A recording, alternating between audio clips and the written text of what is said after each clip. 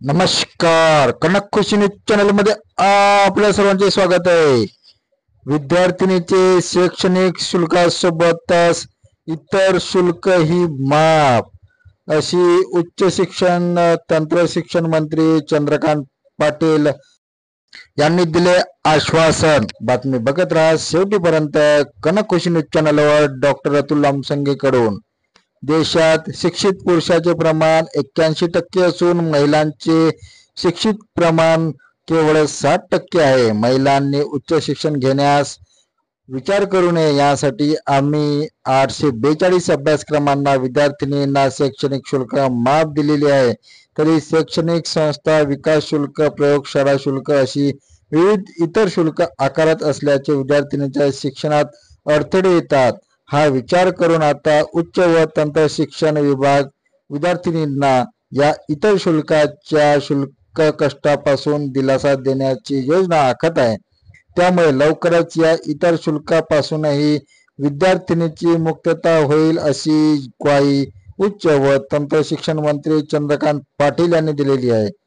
सिडहॅम महाविद्यालयाच्या माजी विद्यार्थिनींनी आणि आशिया खंडातील पहिल्या महिला वाणिज्य पदवीधर यास्मीन खुर्शीद सर्वेर यांच्या पदवीत 100 वर्ष पूर्ण झाल्याचे औचित्य साधून सोमवारी महाविद्यालय व एक विशेष कार्यक्रम आयोजित करण्यात आला. त्यावेळी प्रमुख पाहुणे म्हणून उपस्थित असलेल्या चंद्रकांत पाटील यांनी स्त्री शिक्षणासाठी आयुष्य वेचणाऱ्या सावित्रीबाई फुले यांच्या कार्यांचा गौरव करत यास्मीन सर्वेर या कर्तृत्ववानालाही सलाम केला. आजही महिलांचे उच्च शिक्षणातील प्रमाण पुरुषापेक्षा कमी असल्याचे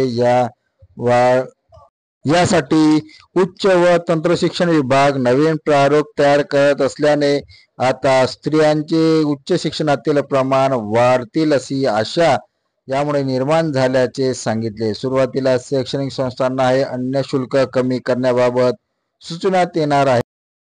ते न झाल्यास हे शुल्क विद्यार्थिनींना माफ करण्यासाठी काय उपाय करावे लागतील याचे प्रारूप तयार होत असल्याचेही उच्च व तंत्र शिक्षण मंत्री चंद्रकांत पाटील म्हणाले.